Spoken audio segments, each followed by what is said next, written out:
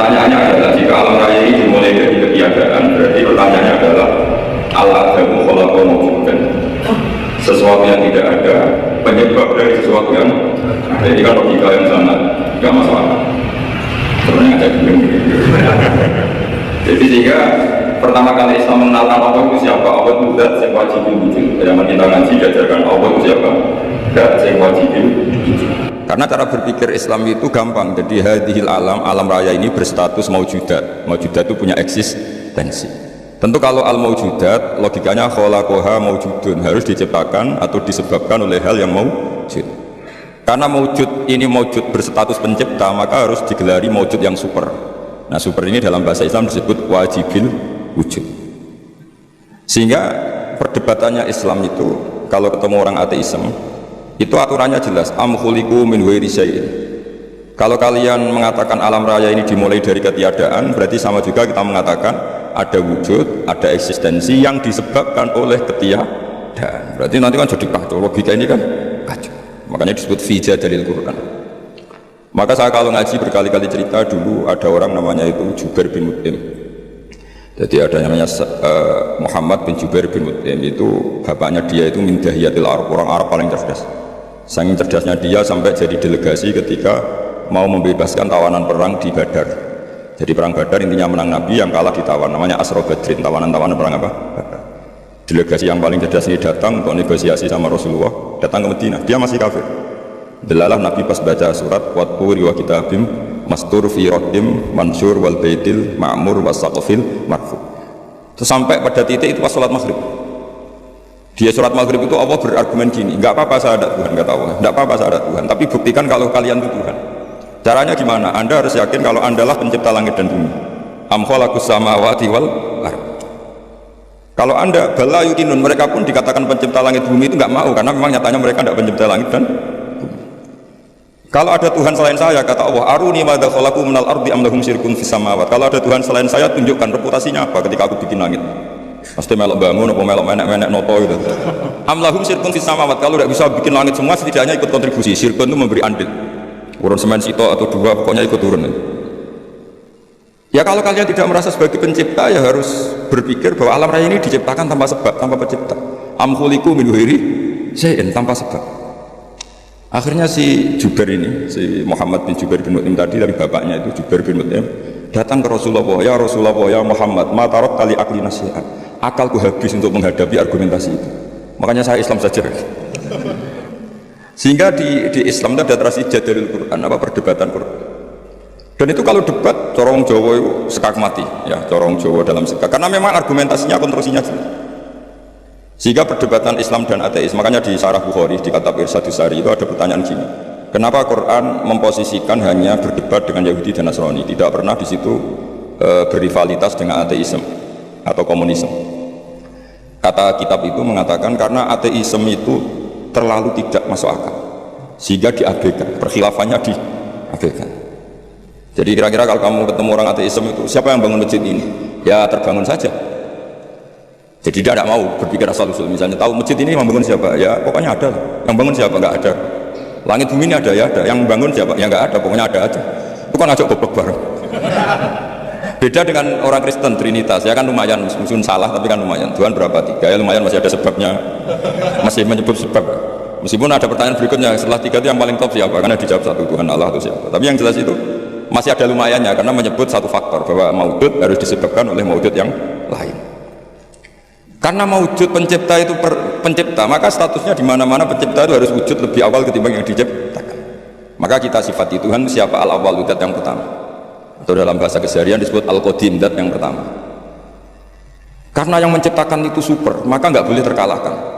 Maka disifati al-baqa atau al-akhir. Karena kalau dia terkalahkan artinya tidak super, maka disifati al-awwal al-akhir. Karena wujudnya ketika nggak ada apa-apa, maka Tuhan ini harus disifati qiyamuhu binafsi. Kalau dalam bahasa Quran disebut Al-Qayyum, yang berdiri sendiri, yang eksistensinya tidak butuh makhluk lain atau perangkat lain. Karena kalau butuh perangkat lain, berarti pertanyaannya Allah dan yang dibutuhkan dulu mana? Dulu Allah. Tapi kan dia tidak bisa hidup tanpa yang dibutuhkan, berarti dulu mana? Dulu yang dibutuhkan. Kalau dulu yang dibutuhkan, ya ini saja yang Tuhan kan lebih dulu. Nah, makanya itu nggak boleh, harus dikatakan Al-Qayyum. Maka dalam ayat kursi disebut Allahu la ilaha illa huwal hayyul qayyum. Terus la takhuduhu sinatu wala naum. Allah itu nggak boleh ngantuk, nggak boleh tidur.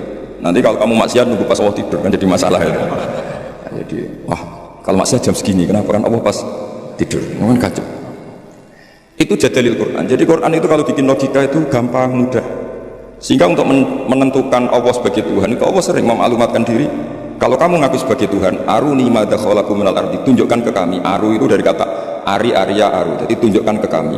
Madza khalaqu minal ardi, reputasi Tuhan-Tuhan kamu itu ikut apa ketika bumi tak ciptakan? Lalu reputasinya juga ketika langit tak ciptakan, reputasinya. Maka Allah dalam surat Kahfi juga menghentikan ma asyattuhum khalqas samawati wal ardi wala khalqa anfusihim. Bahkan saya tidak menemukan mereka, tidak menyaksikan mereka ikut terlibat menciptakan langit dan bumi. Bahkan mereka tidak menciptakan diri mereka sendiri. Misalnya Isa atau Yesus, dia sendiri tidak bisa menciptakan dirinya sendiri. Lalu kok jadi Tuhan itu gimana? Sudah gitu tanggal lahirnya jelas di bumi. Berarti dulu mana? Bumi. Jadi kalau bumi dituhanin dulu saya, harusnya saya yang jadi Tuhan kan gitu, kira-kira seperti itu. Jadi argumentasi Quran itu jelas. Makanya disebut ma asyattuhum khalqas samawati wal ardi wala khalqa anfusi. Lah itu oleh ulama dibabkan namanya bab jadalil Quran. Bab Quran melatih kita berargumentasi. Dan itu banyak di hadis-hadis. Nabi itu punya sifat selain sidik amanat tabligh itu punya sifat fatona, kecerdasan. Kecerdasan maknanya kecerdasan menjelaskan kebenaran. Dan itu Nabi kalau menjelaskan mudah sekali. Sangat-sangat mudah. Bukan sekedar mudah, sangat-sangat mudah. Karena sahabat itu ya punya mindset itu cara berpikir. Kita semua juga punya mindset, tapi kadang mindset itu salah. Seperti saya misalnya, saya ini di kursi berarti terhormat apa enggak? Ya enggak jelas. Melihat saya di atas kayak terhormat. Tapi melihat disuruh-suruh Pak On itu enggak keren sama sekali. Jadi kan statusnya makmur, diperintah. Terus saya dengan keren mana? Mungkin ada yang bilang keren Gus Pak, karena Gus Pak yang ngajar, kamu yang mendengarkan. Ya keren sampean. Sampean malas baca, saya yang baca, terus buruh. Terus sudah Gus sampean yang menerangkan saja, kita tinggal dengarin. Kan kita bos, tompo mateng gitu. Kalau melihat itu ya keren sampean. Corong Jawa itu nyewakno. Jadi kalau orang-orang kaya ingin nonton bal, tinggal beli Ronaldo, suruh main terus dia melihat. Nak bener dipuji, kalau enggak dikritik. Namanya bos. Kiai nasibnya gitu. Pak, pas bener dipuji, pas salah dihujat ya loro kabeh dadi kiai. Orang luar dipek enak ide, dipek. Nabi itu kalau menerangkan, saya ulang lagi, itu pas guyon ya rasional, pas serius ya rasional. Saya berikan contoh. Memang ini sesuatu yang saya tekuni. Saya punya kitab namanya Mizahun Nabi, guyonan-guyonan Nabi. Nabi itu kalau menerangkan kebenaran, sahabat ya punya mindset. Saya ulang lagi, punya mindset. Misalnya Nabi pernah ngendikan, "Idzal taqal muslimani bisayfihima fal qatil wal maqtul finnar." Jika dua orang muslim bertarung, sama-sama pedang bawa senjata, maka yang membunuh maupun yang dibunuh sama-sama masuk neraka. Masuk neraka loh ya, tidak ada jaminan abadi apa enggak, karena ini orang muslim, tapi jelasnya masuk neraka. Terus Nabi dibantah sama sahabat, ya Rasulullah hada al-qatil fama balul maqtul. Oke, kalau pembunuhnya masuk neraka kita terima, tapi kalau yang dibunuh dosanya apa kok sampai harus masuk neraka? Nabi jawabannya itu simpel sekali, innahu kana harison ala qatli sahibi. Dia itu nasibnya maktul, tapi komitmennya atau mentalnya qatil. Coba ketika dia terbunuh itu kan faktual, faktanya terbunuh, tapi mentalnya pembunuh.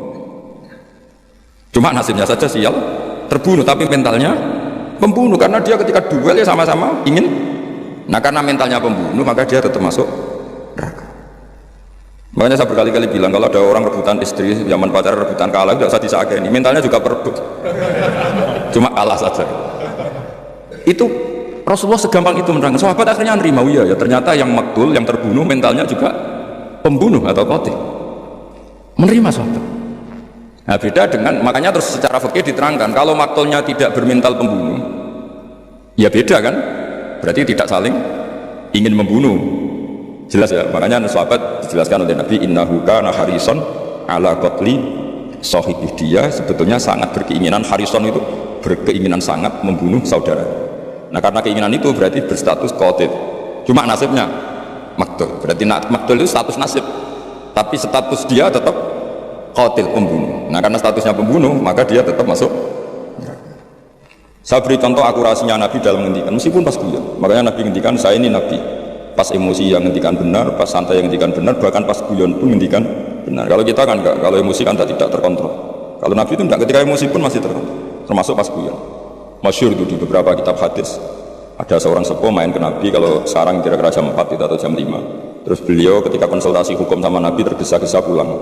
Ditanya, kenapa kamu tergesa-gesa pulang? Tadi saya kesini jalan kaki ya Rasulullah, sehingga kalau saya pulang agak sorean nanti saya keburu huru busamsi, matahari terbenam. Nabi dengan rilaksnya bilang, la ahmilan naka alib ninah, karena ini perempuan tua, dan nanti tak pinjemin anak unta saya. Terus si orang tua tadi protes, apa yang bisa saya perbuat dengan anaknya unta? Nabi ya senyum saja, terus ngaji lagi, Nabi ngaji lagi sampai dekati Ibu Samsi, terus nyuruh sahabat, ini unta aku pinjamkan dia, dipinjemin unta tua, ya unta betul unta tua, yang layak ditanya. Ya Rasulullah katanya anaknya unta, ini kok untanya tua, ya meskipun tua anaknya unta ini kan. Jadi Nabi gayanya itu kan. Jadi ya unta meskipun tua namanya apa? Ya anaknya unta kan. Andai kan Nabi kayak kamu mungkin diterusin, orang masuk tua ya anak unta orang anakmu gitu. Tapi Nabi tentu tidak akan ngendikan buruk itu. Jadi Nabi guyon aja masih. Itu kan mengundang orang tawa tapi ya enggak bohong. Coba unta itu anaknya siapa? Meskipun tua. Tapi pikiran kita kan kalau anaknya unta itu kecil, yang nyuruh gitu itu siapa? Makanya dalam dunia kiai itu suka kelakar. Memang itu bagian dari kiai. Mungkin kalau orang yang nggak ngerti dunia kiai, saya ini anaknya kiai, cucunya kiai buyut-buyut saja. Jadi kelakar itu kayak kewajiban. Dulu kalau kiai di kota sebagian itu iskal. Banyak kiai kota yang tanya saya, kenapa Gus Kiai alim itu kok seneng gue? Saya tanya, kamu tanya apa gugat? Kalau tanya tak jawab, kalau gugat enggak.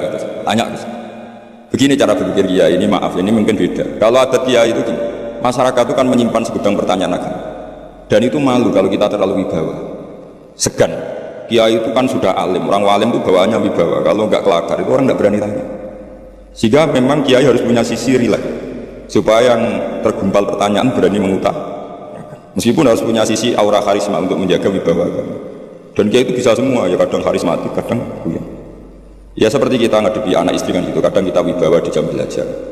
Tapi kalau sampai wahai belajar terus wibawa istri tidak berani, bisa gak ada masakan itu. Ada saat kita harus kelakar. Makanya Rasulullah itu saking seringnya kelakar itu sampai orang tanya itu urusan pribadi sekali. Ya Rasulullah tadi saya hubungan suami istri, hubungan intim, lalu tidak keluar mani, tidak inzal, saya harus gimana? Wajib mandi enggak? Itu ditanyakan karena Nabi kalau sekali rileks, sekali kelakar itu sekali guyon, itu sahabat halal pribadi saja ditanyakan.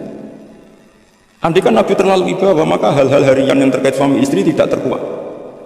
Sampai ada seorang perempuan ngaji itu tanya, ya Rasulullah kalau perempuan bermimpi keluar mani gimana? Itu perempuan pinggirnya itu menghujat, kamu itu bikin kita malu di depan Rasulullah. Masa gitu ditanyakan? Nabi rileks jawab, innallaha la yastahi minal haqq, itu tidak malu membicarakan sesuatu yang hak. Jadi itu kenapa kiai-kiai itu jaga energi guyon, karena kalau sampai memang bisanya guyon mau tidak mau harus guyon. Itu karena tadi untuk menjaga energi. Makanya ada cerita di hadis, yadhakur rabbu ila salasati nafarin, Allah itu tertawa melihat 3 kelompok. Ada orang Bedui tanya dari belakang, ini hadis di Sunan Ibnu Majah, termasuk kitab 6 yang mu'tamadah, al-kutubu sittah al-mu'tamadah, diantaranya adalah kitabnya siapa?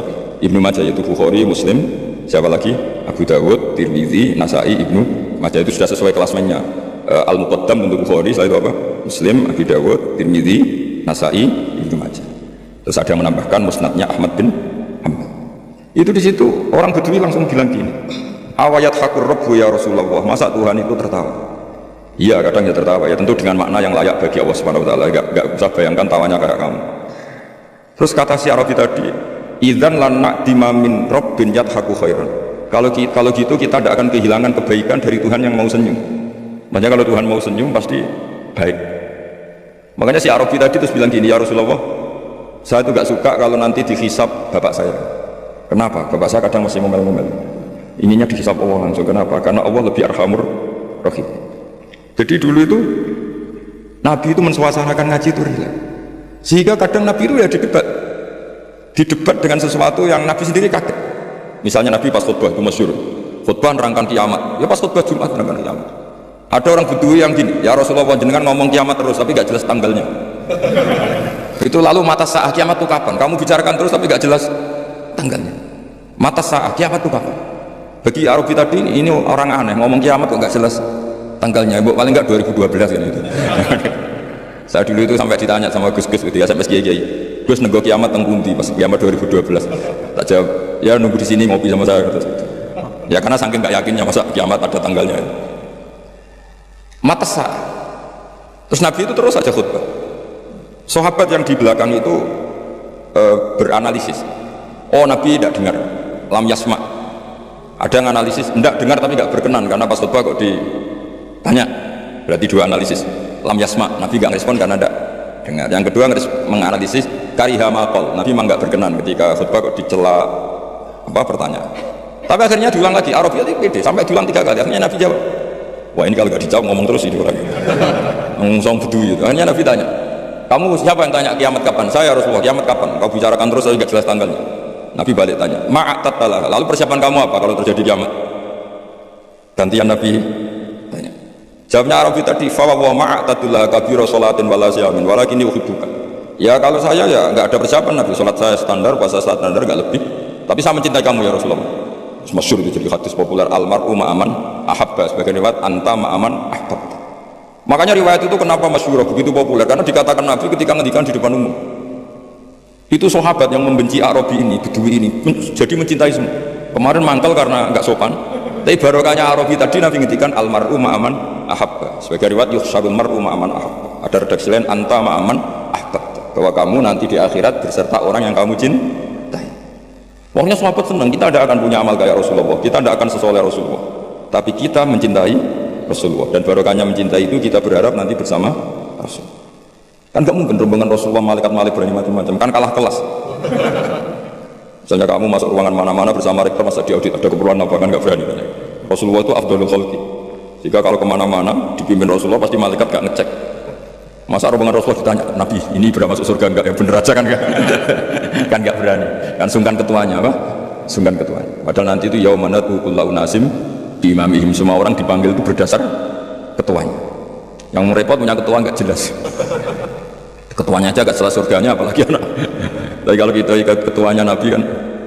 Makanya dalam kitab-kitab wali ini ada kitabnya. Zaman boleh percaya boleh tidak, jelas ada kitabnya. Ali radhiyallahu anhu itu pernah minta sama Allah, ya Allah beri saya hak mukasyafah, hak bisa melihat alam gaib, karena saya ini mangkel itu artinya mangkel Jawa itu kan tidak harus benci. Orang sekeren Umar itu kan terkenal zaman di dunia itu temperamental, gampang marah, setiap orang pernah dibentak, kenangannya orang sama Umar pernah dibentak. Terus dia mangkel sama Sidina Ali, mangkel Jawa, jajal wani nyetak malaikat orang, makanya itu aja itu. Hanya dia minta, ya Allah saya ingin kasyaf itu ngalami satu mukasyafah, melihat Umar ketika ngadepi mungkar nakir. Mungkar nakir datang dengan penampilan kayak gitu, digambarkan Ali itu ainahu kal kidril ghali, matanya itu kayak apa itu hidron itu apa itu mana itu yang dipakai masak itu kendil itu apa itu priok yang menganga.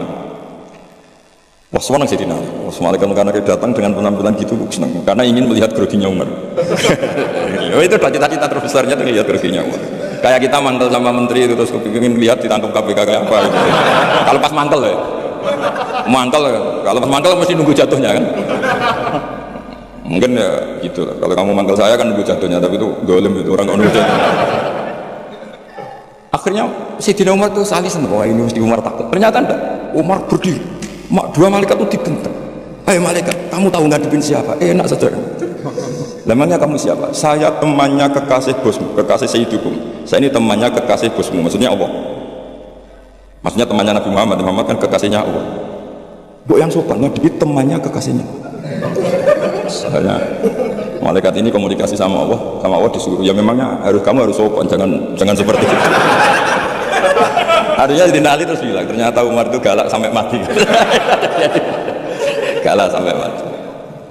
Sama tidak usah protes, apa alam seperti itu mungkin? Ya jawabannya mungkin, kalau Allah menghendaki itu mungkin, karena Allah pernah mensifati dirinya itu alimul ghaibi fala yuzhiru ala ghaibihi ahadan illa man irtada mir rasulin fa innahu yasluku min baini yadayhi wa min khalfihi rasul. Jadi Allah itu zat yang ngerti alam gaib.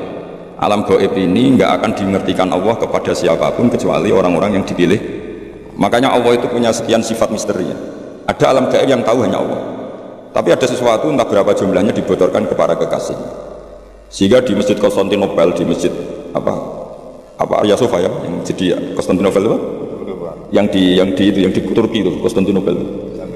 Ya, itu ada hadis lataf tahunal Konstantiniyah. Hadis itu diriwayatkan Imam Bukhari tahun 200 Hijriah. Menjadi kenyataan itu 1000 tahun setelah hadis itu dikeluarkan. Itu kan unik. Jadi Nabi itu kalau ngendikan zaman akhir itu detail. Uridot aliyah umati, umatku dipertontonkan ke saya. Jadi sebelum Nabi meninggal itu semua umatnya perilakunya dipertontonkan ila yaumil qiyamah. Mungkin Nabi ya menangi dosen, menangi gaya kayak UI ngaji gini. Mungkin Nabi ya ngaji kok gitu aneh. Tapi ya mungkin dibenarkan. Jadi sehingga Nabi kalau ngendikan zaman akhir itu ya detail. Termasuk nyuwun sewu Nabi pernah ngendikan ya'ti alan nazamanun katsirun khutba'uhu qalilun, ulama'uhu nanti di zaman akhir yang pengkhutbah banyak tapi ulamanya sedikit. sedikit, yang ngomong agama pinter banyak tapi sebenarnya nggak bisa ngaji, buat rame-rame tok. Tapi itu dihentikan detail. Termasuk yang paling ngeri adalah ngendikan begini. Ya ini yang ngendikan dianalisis oleh ulama besar namanya Ibnu Khaldun. Ibnu Khaldun ulama besar yang bisa menganalisis dawuh Nabi, disebut Muqaddimahnya Ibnu Khaldun. Itu sekitar tahun 800 Hijriah. Itu ngendikan gini diantaranya. Suatu saat kebaikan itu profesi, Sina itu profesi. Dulu kalau orang rumah anak yatim yang rumah saja, kalau ngajarin santri ngajarin saja, kalau jaga keamanan negara jaga saja, semuanya hisbah itu ikhlas. Sekarang kebenaran itu profesi. Jadi suatu saat kebenaran atau kebaikan itu profesi. Kadang ada orang wataknya itu kurang baik, tapi dia senyum terus, memang tugasnya harus senyum. Dia pramugari mau tidak mau, meskipun di rumah tukang merengut, kalau pas tugas ya senyum. Coba kalau Anda punya istri baik banget, itu senyumnya sudah habis. Karena di tempat kerjanya senyum terus, suaminya tinggal dapat dempratan. Jadi suatu saat kebaikan itu profesi, artinya profesi itu senyum tentu ibadah kan, kata Nabi, kalau kamu tidak bisa sedekah, paling tidak sedekah walau bitol koti wajin, meskipun dengan wajah yang itu yang praktekkan siapa? Kiai apa pegawai bank sama pramugari. Kadang Pak On itu berduduk, melihat UI gak seneng ngaji, Pak On mesti berduduk. Mau yang pegawai bank aja gampang senyum, ahli ibadah kok ini diketuk. Jadi tegas juga kadang profesi. Makanya saya pernah ditanya satpam. Saya sering punya santri reserse, tanya gini ke saya, Gus, suudzon itu haram enggak? Ya haram. Saya ini reserse, profesi saya harus suudzon. Ini kalau ada orang pegang-pegang motor ngunci nggak kena, ada apa itu? jadi ancaman akhir itu suudzon saja profesi. Coba kalau Anda jadi reserse atau satpam, terus ada orang ngunci motornya kesulitan. Kalau kamu nggak satpam, mesti pikiran pertama itu mungkin kuncinya nggak pas, apa agak error. Tapi kalau pikiran security, ada apa ya?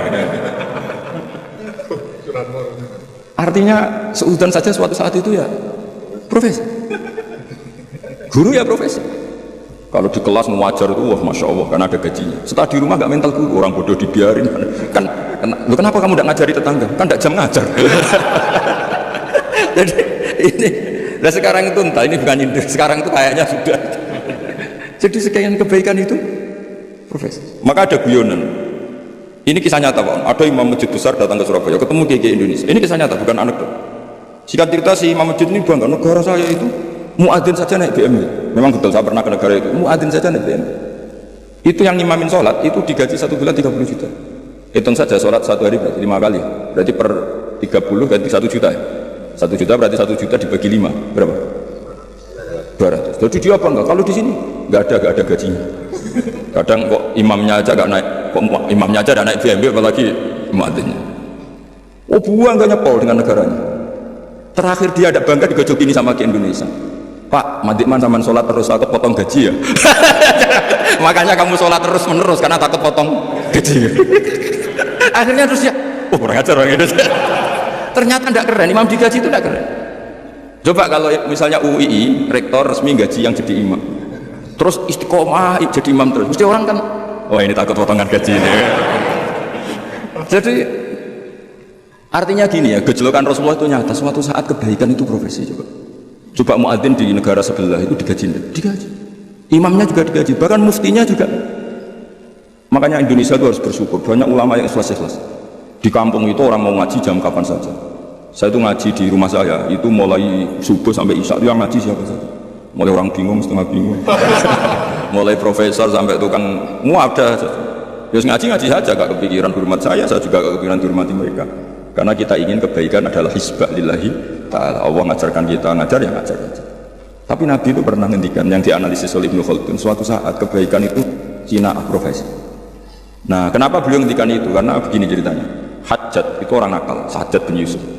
Orang nakal, masyhur itu, Hajjat itu termasuk tragedi dalam sejarah Islam. Itu pernah ada makhluk bernama siapa?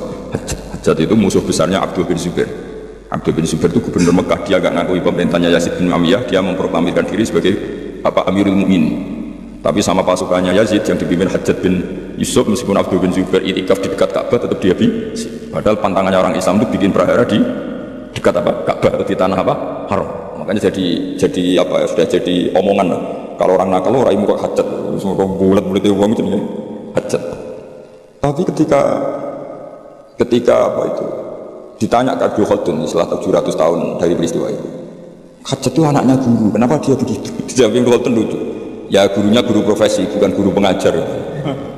Artinya beda. Makanya ini sekaligus kita menasihati diri kita sendiri, menasihati dosen, menasihati pegawai UI semuanya. Profesi itu harus dibawa sampai rumah, sehingga menjadi status. Nggak boleh kita hanya profesi dosen hanya ngajar di jam ngajar. Kita harus status kita mengajar. Ketemu desa tertinggal ya kita ngajar, di kampus ya ngajar, di kampus ya kita bermental guru, di rumah ya bermental guru, di kampus ya bermental kiai, di rumah juga bermental kiai. Kita di yayasan yatim piatu ya sayang yatim piatu, di rumah tanpa ada yang gaji juga sayang. Lama-lama kalau profesi kan gini, di yayasan itu dia sayang sama yatim piatu karena digaji di situ. Ketemu yatim di rumah dibiarin. Kenapa? Kan tidak tugas saya. Nanti lama-lama tim SAR gitu. Kalau ditugaskan di mana serius, kalau nggak ditugas ada orang klub, Barno kan nggak bagian saya. Wilayah saya kan Jakarta, ini tenggelamnya kan di Jogja. Jadi ada semua. Kalau berdasar apa teritorial apa profesi. Itu Nabi sudah mengingatkan, kalau kamu jadi orang baik, berbaiklah karena hisbah. Bahwa dunia modern mengharuskan ada wilayah teritorial di monggo itu bawaan apa? Modern. Misalnya saya tim SAR Jakarta, oke, wajiban saya utamanya di Jakarta. Tim pemadam kebakaran Jakarta tentu paling pokok Jakarta. Tapi kalau suatu saat saya pulang kampung, tangguh saya kebakaran, terus diam aja. Kan tugas saya di. Tentu ya harusnya nggak gitu. Keahlian saya tentang itu tetap harus kita ikut memberi kontribusi. Jadi ini contoh-contoh betapa Rasulullah itu luar biasa. Sampai fenomena yang ada pada umatnya sampai akhir zaman itu dihentikan. Makanya di hadis banyak uridot alaiya ummati, dipertontonkan, diperlihatkan olehku umat-umatku perilakunya. Makanya banyak hadis di Bukhari, di Sahih Bukhari ada hadis dalailun nubuwah.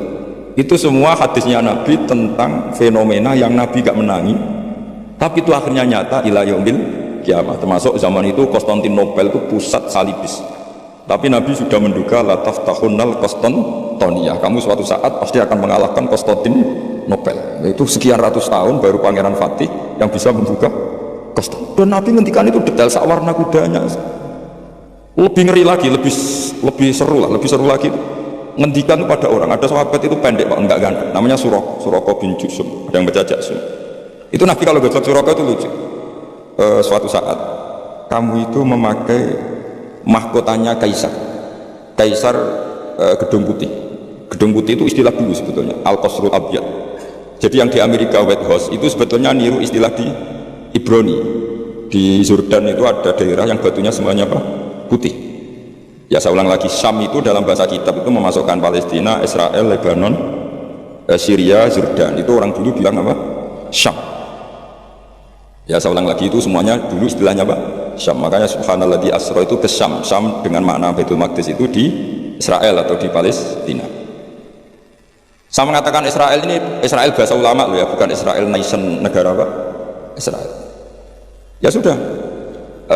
Kamu Suroko suatu saat akan memakai mahkotanya Kaisar Al-Qasrul Abyad. Kaisar mana itu?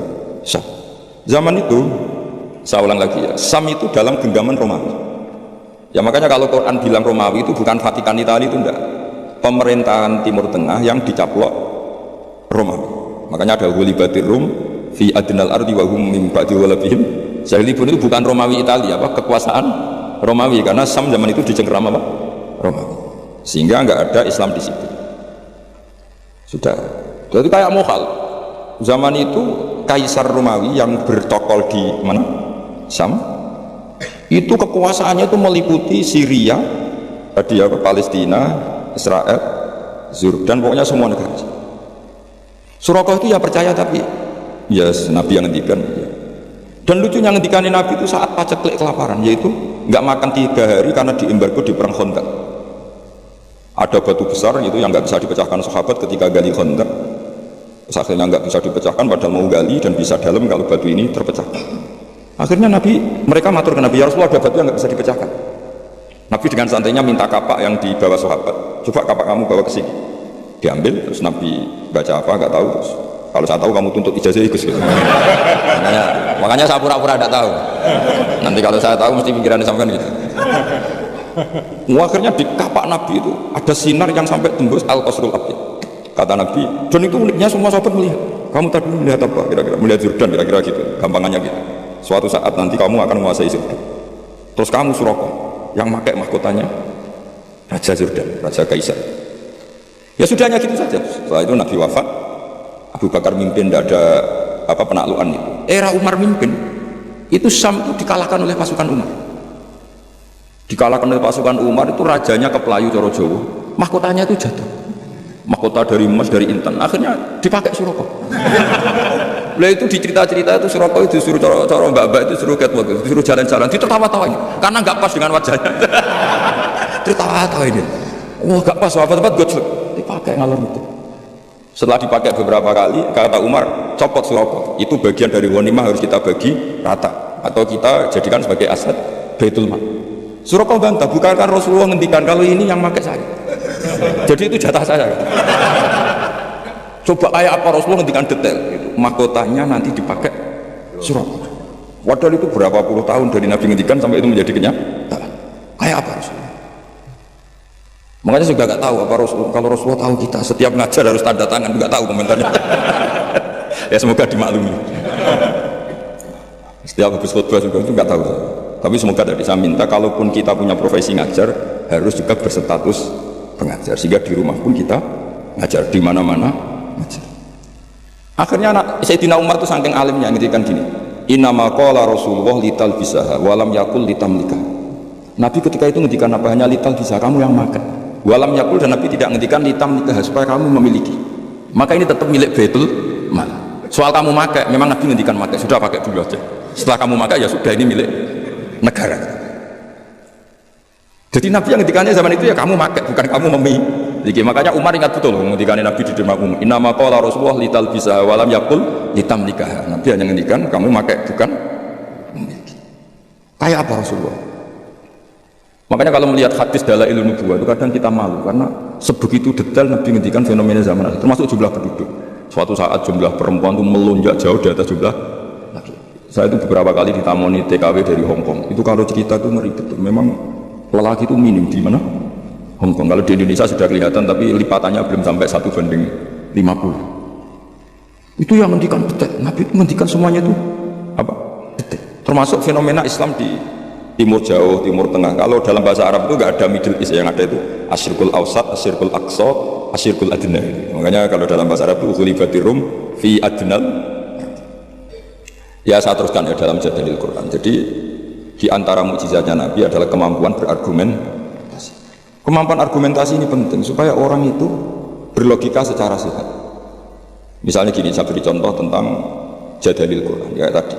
Kalau kamu merasa Tuhan, kata Allah, gak apa-apa.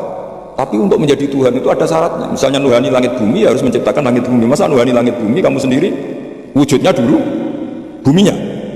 Berarti bumi ketika ada nggak punya Tuhan dong, Tuhannya datang terlambat.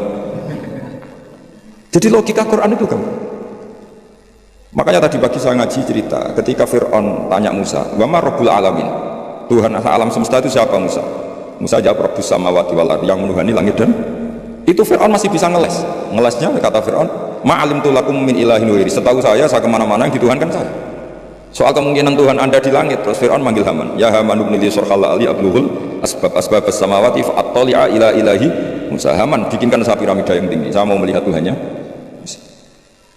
Akhirnya Musa bingung, yang sawang Arab repot. Akhirnya Musa ganti argumentasi, yang nuhani nenek moyang kamu, rabbukum wa rabbu abaikumul awal. Itu seketika para punggawa Fir'aun banyak yang iman karena mereka baru sadar, loh iya kalau Fir'aun Tuhan berarti babanya tanpa Tuhan, kan yang jadi Tuhan cucunya, berarti banyak tanpa Tuhan. Itu kan jadi logika yang aneh. Loh iya sarap tenan Fir'aun. Akhirnya banyak yang iman. Nah banyak yang iman ini berdasar logika yang dibangun Nabi Musa, yaitu kemampuan jadal, kemampuan berargumentasi. Akhirnya di beberapa cerita semua kebijakan Fir'aun itu dibocorkan ke Musa karena sebagian punggawanya sudah mukmin, termasuk ketika Fir'aun memutuskan Musa harus dibunuh. Orang-orang yang ikut rapat, yang ikut setuju Musa dibunuh, itu orang-orang itu juga yang bocorkan. Makanya disebut waqala rajulun mu'minun min ali Fir'aun yaktumu imana. Jadi ada orang-orang yang sudah iman tapi yaktumu apa? Imanah, menyembunyikan iman. Nah kenapa banyak orang mukmin? Karena tadi kekuatan logika. Nah sekarang Jadalil Quran itu problemnya nggak dipelajari di kampus-kampus, di pondok-pondok jarang dipelajari karena mereka lebih suka berdebat untuk kepentingannya sendiri. Padahal berdebat itu menjadi orang sehat, tapi bukan ingin menang-menangan, memang ingin cari apa? Kebenaran. Saya punya sekian contoh debat yang dilakukan para nabi. Saya punya kitab namanya Khilyatul Auliya, itu kitab indukan para wali. Jadi kalau kamu ingin jadi wali harus baca kitab itu 11 jilid, satu jilidnya segini. Jadi itu untuk menjadi wali itu harus khatam itu berapa? 11 jilid, satu jilidnya. Belum jadi wali udah mati lagi. Itu judulnya sudah Khilyatul Auliya wa Tabaqatul Asfiya. Jadi ini karangan tentang wali dan kelasmen orang-orang pilihan. Jadi orang pilihan ya ada kelasmennya. Ya sama di struktur wali ya ada ketua, ada sekretaris. Jadi tidak hanya di kampus ada rektor, ada wakil. Di struktur wali juga ada ketua, ada sekretaris, ada bendahara, macam-macam ada struktur. Di antaranya itu diriwayatkan oleh gurunya Imam Syafi'i namanya Sufyan bin Uyainah. Itu di antara gurunya Imam Syafi'i kan Imam Malik, Sufyan bin Uyainah, Sufyan As-Sauri, Muslim bin Khalid Az-Zanji, beberapa gurunya Imam Syafi'i. Itu ada perdebatan antara dua nabi besar. Nabi Yahya itu kalau hidup itu suka kumpul orang-orang soleh karena hidup sama orang soleh itu nyaman. Kalau Nabi Isa enggak, beliau itu senang hidup di daerah orang-orang nakal. Dua nabi ini sezaman kemudian saling tanya, kenapa kamu suka hidup sama orang-orang soleh? Jawabannya Nabi Yahya ya karena bersama orang soleh itu nyaman. Terus kata Nabi Yahya, kenapa kamu suka hidup sama orang-orang nakal di komunitas orang-orang nakal? Jawabannya Nabi Isa itu anatobibun udawil mardo. Di mana-mana Nabi itu bengkel atau dokter. Di mana-mana dokter itu ya kumpul orang apa? Sakit. Sehingga semenjak itu orang itu ada ulama yang mukuni di kampus-kampus, ada ulama yang dakwah di daerah-daerah nakal karena udawil mardo. Jadi mulai dulu dia ada perdebatan. Nabi Isa itu orangnya itu kalau ngaji itu ceria sekali. Orangnya itu gampangan coro-coro. Digocok sama Nabi Yahya. Kamu kok sering senyum, sering tertawa. Ka'annaka ta'manu min makrillah. Seakan-akan kamu itu tidak kena adab saja. Kamu itu manusia, tetap potensi kena. Sing Nabi Yahya itu penampilannya itu kumuh, terus kusut, kelihatan susah, kelihatan gak nyaman di dunia, saking takutnya sama. Gantian digocok sampai Nabi Isa. Kamu itu kok sering masak, sering apa? Pokoknya ya cemberut. Ka'annaka taqnatu min rahmatillah. Koyok rahmati Allah terbatas. Akhirnya terus jadi satu manhaj. Jadi satu manhaj kalau kita terlalu senyum kayak arogan yang nggak takut azab. Tapi kalau terlalu susah seakan-akan nggak ada rahmatnya. Semenjak itu terus ada khauf, ada roja. Jadi sebelum ada metode khauf roja itu jadi perilaku per satu-satu nabi. Nabi satu milih khauf terus, nabi satu milih roja terus. Karena hadil umatun barokah, karena umat ini umat yang berkah. Sehingga umat ini dibagi metode dua-duanya. Ada ulama yang jadi wali karena khauf, ada ulama yang jadi wali karena roja. Ada yang seperti sampean, roja ya gelem, khauf ya gelem. Ini agak kacau, ini agak gaduh-gaduh ini manhaj roja ya. Artinya apa? Muamalah sama Allah itu tidak bisa kamu duga. Allah itu zat yang pikiran kita itu tidak bisa menembus. Saya punya satu kitab yang ada riwayat begini, ada orang ahli neraka dua dipanggil sama Allah ke surga. Itu mesti diwadukan sama, dipanggil sama Allah di surga. Dipanggil enak di neraka. Wah, mesti gak enak sama sekali. Ini betul, ini ada kitabnya. Wah, gak enak sama sekali. Terus sama Allah, ya sudah, kamu kembali ke neraka. Sudah dipanggil di surga. Orang tuh lari sekencang-kencangnya menuju neraka. Mesti diwadukan kamu. Kamu disuruh kembali ke neraka itu semangatnya Masya Allah, lari menuju neraka, nyemplung lagi. Terus sama Allah dipanggil. Setelah deketin neraka dipanggil, sini lagi. Kenapa kamu semangat ke neraka? Gusti, saya ini sudah kuat kok. Dulu kalau kamu perintah itu gak semangat. Disuruh sholat gak semangat, disuruh baik gak semangat. Kali ini dengan perintah saya semangat. Karena saya sudah kapok dengan suruh bantah. Akhirnya Allah saku, ya bagus. Makanya ini sekaligus ijazah. Jadi nanti kalau kamu disuruh masuk neraka harus apa? Semangat. Karena kita ketika di dunia sudah kalau disuruh apa-apa enggak semangat. Ya ini sekaligus ijazah, nanti kalau kamu neraka langsung apa? Di luar juga nih. Justru karena semangat saya ini kapok ya. Karena ketika di dunia engkau memerintahkan papa itu saya tidak semangat melakukan, maka kali ini saya akan apa? Semangat. Ternyata sama Allah dipanggil, ya sudah di surga aja. Yang kedua enggak, sudah kamu sekarang kembali ke neraka. Itu tolak ngelangkah satu noleh lagi, tiga noleh, pokoknya terus tanya sama Allah, kenapa kamu tolak bukannya tak suruh ke neraka? Ya Allah, saya itu gak ngira ketika engkau manggil aku ke surga, gak pernah ngira kalau engkau nyuri lagi ke neraka. Akhirnya sama Allah, sudah di surga aja karena barokahnya husnuzan. Jadi ini ijazah dua-duanya. Jadi pilihannya itu kamu lari spring gitu yang atau apa tolak. Saya tidak tahu ijazah ketiga ini dulu dipraktekkan nanti itu apa. Jadi apa ya, makanya agama itu riwayat. Makanya ada ulama mengatakan inna hadzal ilma dinun fanzuru amman ta'khuduna dinakum. Agama itu, ilmu itu riwayat, maka kamu cari riwayat. Karena kalau kita berlogika ya tadi, kamu akan berpikir maktul itu di surga apa? Qatil itu di neraka, maktul karena terbunuh, mazlum di surga. Ternyata nubuah, pikiran kenabian tidak seperti itu. Saya beri contoh pikiran kenabian yang pasti menurut sampean nggak lazim, tapi ini benar ada di hadis, ada fil kutubis sittah dalam kitab. Ini terakhir contoh saya tentang riwayat, tentang kecerdasan nubuah. Orang Ansor kita tahu kan jasanya pada Nabi kan banyak sekali, sampai disebut Ansor, penolong Nabi. Jasanya Masya Allah. Tapi ketika Nabi mengalami futuhat, setelah menaklukkan Mekah, setelah Nabi kaya, setelah Nabi mapan, semua fasilah Nabi itu dikasihkan orang-orang yang barusan masuk Islam, yang notabene tidak berkontribusi sama sekali. Itu ada satu orang dikasih kambing, itu Madinah Jabal. Itu ada yang ngitung 4.000 kambing, sampai 2 gunung itu penuh. Gunung Arab kamu tahu kan kayak Uhud kan, antara gunung satu ada gunung yang lain. Tapi gunung Arab ya nggak kayak gunung Merapi ini enggak ya. Makanya dulu kalau perang itu kata Nabi, pemanah di atas gunung, jangan sampai turun. Karena manah dari atas gunung sampai ke bawah itu kena masih mati. Kalau gunung Merapi ya ngeleyang panahnya itu. Karena gunung di Arab itu ya kayak gunung Uhud loh Pak. Kita naik kan paling nggak sampai segini aja nggak sampai. Jadi gunung di Arab jangan bayangkan kayak. Makanya kalau perang yang di atas manah itu musuhnya masih mati atau masih sakit. Kalau dari Merapi mana ke bawah separuh aja nggak. Sehingga kata Nabi yang pemanah tetap di atas gunung. Jadi ya gunungnya seperti itu ya, tidak sampai apa? Tidak sampai ini. Terus sahabat-sahabat Ansor itu ada di antara sahabat ya, bukan orang Ansor saja, termasuk orang Muhajirin. Itu kalau gendong cucunya itu Pak, itu apa jentiknya cucunya itu dilebok-lebokno, digeger di punggung. Dan itu mbahnya sengaja kalau ngajak anak cucunya itu nggak pakai baju. Ketika ada yang tanya, itu bolong karena apa? Kullu dzalika lidifa'an Rasulillah. Jadi ketika perang Uhud, semua panah tentu kan ngarah Nabi ya, karena orang kafir kan ngapain mateni sahabat kalau bisa mateni Nabi. Itu sahabat cara Jawa itu nangkis panahnya Nabi itu sampai seperti itu. Ada ditangkis pakai geger, ada yang pakai tangan. Sehingga sahabat ada yang syallak kayak Abdullah bin Zubair, Zubair bin Awam, ada yang sampai mereka supaya dikenang oleh anak cucunya kalau gendong itu nggak pakai baju supaya anak cucunya punya mental heroik kayak apa mbahnya, kayak begitu. Tapi ketika Nabi futuhat itu orang-orang ini nggak dikasih apa-apa, tapi yang barusan Islam dikasih banyak. Nah pikiran manusia tentu yang berkontribusi kan dapat jatah, apalagi partai politik yang mesti pikirannya seperti itu. Tapi Nabi unik, malah enggak sama sekali. Singkat cerita Nabi pas itu bagi ghanimah itu di Jirona, karena setelah Fatu Mekah Nabi ngambil mikot itu dari apa? Jirona. Jadi Nabi di Mekah, posisi pas itu di Mekah. Terus orang-orang, oh ini gimana Nabi yang berkontribusi gak dikasih, kok yang baru masuk Islam dikasih kan? Nabi dengar itu, akhirnya mereka dikumpulkan, orang-orang Ansor dikumpulkan, ya masyarul Ansor, bikin satu kubah yang hanya orang Ansor boleh masuk. Akhirnya Nabi mengumpulkan seperti ini, dikumpulkan, ini sudah orang Ansor semua, ya sudah ya Rasulullah. Nabi itu cara berpikir begini, ya masyarul Ansor, wahai orang-orang Ansor, orang-orang tadi yang tak kasih kambing, tak kasih unta, kemudian mereka kemana? Ya pulang setelah dapat unta dan mendapat kambing. Atardona ayarji annasu bisyati wal ba'ir wa tarjiuna antum bi Rasulillah. Mereka setelah tak kasih kambing, tak kasih unta, mereka akan pulang. Dapat apa? Dapat kambing ya Rasul sama unta. Kamu dapat saya, nanti saya pulang kamu bawa ke Medina. Milih mana dapat saya sama dapat kambing? Wah yang milih dapat kamu ya Rasulullah. Itu satu. Terus Nabi mengingatkan mereka, Anda distatuskan Allah sebagai pemberi agamanya Allah dan Rasul, penyumbang. Terus mereka mendapat. Kamu senang mana? Gelar pemberi sama mendapat. Gua milih pemberi ya Rasul kan keren ya, makanya kamu tidak usah tak kembalikan.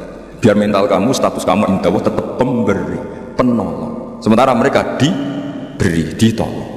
Terus Nabi ngendikan al-yadul ulya khairum minal yadis sufla. Kayak apa Rasulullah bin sahabat? Semenjak itu orang Ansor meskipun Islam sudah menang, tetap mentalnya memberi. Ya sama lah kira-kira mentalnya sama negarawan. Mestinya mentalnya kan tanyakan apa yang kamu berikan negara. Jangan tanyakan kamu mendapat apa dari negara. Ya sama, kalau kita mencintai UII, mencintai Islam, tanyakan apa pemberian kamu, kontribusi kamu pada UII. Jangan aman protes apa UII memberikan kita. Maksudnya dilatih jadi wali, ini cerita saja. Jadi Nabi itu cara berpikir itu beda. Ketika kebanyakan orang berpikir apa kontribusi di masa lalu harus dihargai, justru Nabi enggak. Maksudnya enggak itu kamu ini sudah heroik itu top karena memberi kepada Nabi, memberi pada status ini tidak boleh batal sampai kamu ketemu Allah nanti di akhirat. Akhirnya orang-orang Ansor radina billahi robba wa bil islami dina, ya sudah ya. Semenjak itu orang Ansor enggak pernah berebut kekuasaan. Termasuk nominasi khulafaur rasyidin itu enggak pernah ada orang Ansor. Mereka enggak mau apa yang sudah diberikan Allah dan Rasul kemudian mendapat sesuatu yang dohirnya itu jabatan. Tapi sama Allah dibalas. Dzurriyyahnya orang Ansor banyak orang alim alam, termasuk Syekh Zakaria Al-Ansori. Itu orang Mesir sebetulnya, dia orang Sahara. Tapi beliau bangga dengan status Al-Ansori karena babanya orang Ansor. Imam Qurtubi itu menamakan diri Anal Qurtubi wa Anal Ansori. Nah sekarang makanya ini harus dilatih, logika nubuwah harus dilatih. Bahwa kita saat memberi itu lebih bangga ketimbang saat mendapat atau menerima. Misalnya kita menghormati yatim, suatu saat anak yatim ini jadi dokter sukses atau pejabat sukses, kita harus berdoa supaya anak yatim itu lupa ke kita. Sekali ingat, kamu dulu tak rumah tuh, ingat.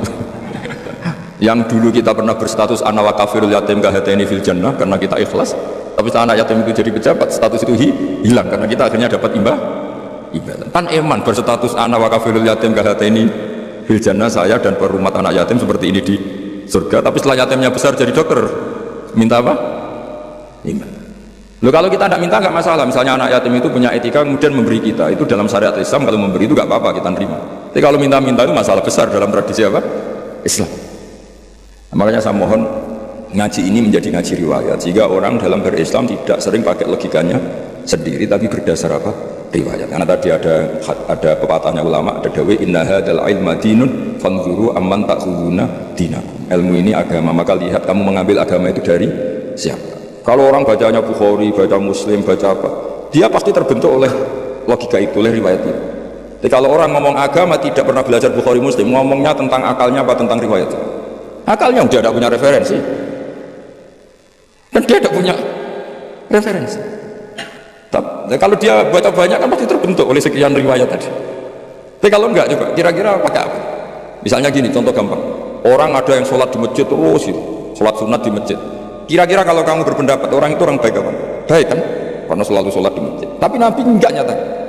Nabi malah negur orang itu. Hei kamu, kenapa selalu sholat di masjid? Iya ya Rasulullah, karena masjid tempat terbaik. La taj'alu buyutakum maqabira. Jangan jadikan rumah kamu jangan jadi kuburan. Rumah kamu harus dapat jatah apa? Sholat. Jangan semua kebaikan kamu dihabisin di masjid. Nah itu riwayat. Sehingga kita disunatkan selain sholat maktubah, qobliyah, badiah, sebaiknya sebagian dilakukan di rumah supaya rumah kamu ada nur sholat, dapat cahaya. Andai kan tidak ada riwayat, pasti kita sependapat dengan tadi. Masjid tempat terbaik untuk sholat, maka sholat di rumah, apa di masjid, di rumah tinggal makan sama bentrok sama istri gitu. Tapi tidak, ternyata Nabi menegur, masyhur itu, la taj'alu buyutakum maqabir. Sebagian riwayat, ij'alu, sebagian sholat kamu jadikan di rumah supaya rumah kamu dapat nurus sholat. Itu kalau nggak riwayat nggak bisa, karena kalau nggak riwayat kan, wah rumah itu ribet, istri kadang ngomel, anak rewel, nggak pas kalau untuk ibadah. Mesti logika kita akan seperti itu. Tapi riwayat mengatakan tidak demikian. Makanya anak-anak saya itu senang karena ya tadi kenangannya bapak paling habis datang sholat, habis ini baca Quran, sehingga rumah itu tidak semua sana. Coba kalau sampai misalnya sholat, wah biasanya habis dari masjid itu lapar, kalau nggak disediain marah. Kan lucu kan, habis masjid suaminya takutnya ini, istrinya takutnya. Biasanya kalau habis tarawih kan capek, di rumah mesti pertanyaan pertama makan. Kan jadi makhluk aneh. Religius di masjid, di rumah garang. Tapi kalau sebagian sholat itu di rumah, misalnya witir di masjid 3 kali, oke, ikut publik witir 3 kali, itu ulama dulu sudah ada caranya. Karena ada orang yang tanya, saya ini kalau witir ikut di masjid 3 kali, lalu katanya Nabi kan witir harus sholat paling akhir kan, ij'alu akhir sholatikum witron. Terus ulama mulai dulu sudah jawab, kamu sholat lagi 1 rakaat di rumah berarti menjadi 4, setelah menjadi 4 berarti sudah sholat syaf'un, terus kamu sholat lagi 2 sampai jumlahnya 11 atau 13. Kan ulama itu berdebat, witir terbaik itu 13 apa 11. Sebagian ulama mengatakan 11, yang 2 itu berstatus ba'diyah isya. Tapi yang jelas tetap sebagian sholat itu di rumah. Makanya Nabi Musa didhawuhi Allah gimana? Waj'alu buyutakum qiblatan wa aqimus sholat. Rumah kamu juga harus sebagai kiblat dan harus menjadi tempat sholat. Andai kan dari riwayat, tentu kita membenarkan orang yang selalu sholat lama-lama di masjid. Tapi ternyata Nabi itu enggak. Kamu jangan gitu, rumah kamu harus dapat bagian sholat. Terus Nabi pernah ngendikan juga, ju'ilat lanal ardu kulluha masjidan. Semua buminya Allah hakikatnya berstatus masjid. Rumah kamu kan ngenes, bogoni kue mangkel. Bumi itu paling bangga kalau dipakai sujud sama Allah. Kemudian sujud kamu dihabisin di masjid, di rumah pas ngomel sama istri terus. Itu bumi yang di rumah kamu mesti ngomel juga. Ini orang tidak benar, kenangan sama saya ngomel terus. Tapi kalau sekali-kali kamu sholat di situ kan, wah, alhamdulillah ini waras orang ini. Gitu. Terus kedua, semakin banyak tempat sholat, semakin banyak saksi. Tanah masjid bersaksi kamu sholat, tanah rumah bersaksi kamu sholat dan sebagainya. Itu tidak bisa kalau kita tidak baca banyak riwayat itu. Kalau dengan kita hanya pakai akal pasti menjawab, ya bagus di masjid, kan sudah pas sholat ibadah di tempat ibadah. Ternyata cara berpikir nubuah seperti itu. Makanya ini harus hati-hati kalau di bab mafhum. Misalnya gini contoh yang dipakai ulama, saya baca ya. Wal mafhum madalla alaihi lafzula fi mahallin nutqi. Yang dikatakan mafhum itu kesimpulan yang tidak didapatkan dari tag letter, ya, tidak didapatkan dari tag letter. Misalnya begini, ini diberi contoh misalnya innalladzina ya'kuluna amwalal yatama zulman innama ya'kuluna fi butunihim naro. orang yang memakan hartanya anak yatim secara zalim maka sama juga makan api neraka. Sekarang terus Anda berdalih, wong saya tidak makan, Gus mau gasap dok, saya nyuri. Berarti kalau nyuri sepeda motornya cah yatim nggak apa-apa kan, nggak dimakan. Nah itu sarap gitu. Maka cara maknanya gini, orang yang memakan harta anak yatim dalam kurung baca merusak, baca merugikan. Sehingga kata yakuluna amwalal yatama adalah ibaratun an aqallil ifsad. Makan itu kan sebanyak-banyaknya kan 1 piring 2 piring, itu saja haram, apalagi mengambil mobilnya, mengambil tanahnya. Sehingga kata yakuluna diganti kata yufsiduna, yang merusak. Jadi itu namanya mafhum. Jadi mafhum itu, nah kadang mafhum itu aulawi itu lafadz yang disebut dengan mafhumnya itu maknanya ekstrim mafhumnya. Misalnya ada ayat fala taqul lahuma uffin, maka jangan pernah berkata pada orang tua kamu hus atau uff. Kamu nggak bisa bilang gini, yang diharamkan itu mengatakan hus, kalau misoh kayaknya enggak, nggak bisa seperti itu. Kalau kata hus kecewa lah. Uffin itu dalam bahasa Arab atadujjar, saya merasa tidak nyaman dengan orang tua, itu orang Arab bilang uffin atau us itu itu pokoknya tidak enak. Kalau itu saja nggak boleh, maka bilang kakek aneh jancuk lebih tidak boleh. Nah kalau itu tidak boleh karena menyakitkan, ya misalnya orang tua itu nggak boleh karena menyakitkan, membiarkan orang tua sampai utang-utang tonggo, sampai pinjem-pinjem itu juga menyakitkan. Jadi kalau menyakitkan misoh itu karena kata-kata, menyakitkan ekonomi itu secara kejiwaan. Sehingga terus ulama mengatakan semua bentuk yang menerantakan orang tua maka hukumnya haram. Itu semuanya mafhum difahami dari kata fala taqul lahuma uffin. Begitu seterusnya. Dan itu oleh ulama dibabkan bab mafhum dan mantuk. Ya saya baca beberapa teks aslinya. Fa in kana aula yusamma fahwal khitab kadilalati fala taqul lahuma uffin ala tahrimid darbi li annahu asyaddu. Wa in kana musawiyan summiyalah al khitab ay maknahu kadilalati alladzina yaquluna amwalal yatama zulman ala tahrimil ikhraq. Kalau haram makan anak yatim secara zalim haram, maka membakar harta anak yatim juga haram. Li annahu musawin lil akli fil itlaf, karena sama-sama merusak. Memakan harta anak yatim yang merusak harta itu, mencuri juga sama, membakar juga sama, menggasap juga sama. Nah pertanyaannya adalah hal dilalatu dzalika qiyasiyatun aw lafdhiyatun majaziyatun aw haqiqiyatun. Lalu lafadz bisa dimaknani sejauh itu dilalahnya lafdiyah apa hukmiyah apa qiyasiyah. Misalnya gini ya, ini mungkin mudah difahami ya, saya misalnya punya satpam atau punya pembantu atau punya cadalem, kalau dalam bahasa pesantren itu 3 misalnya.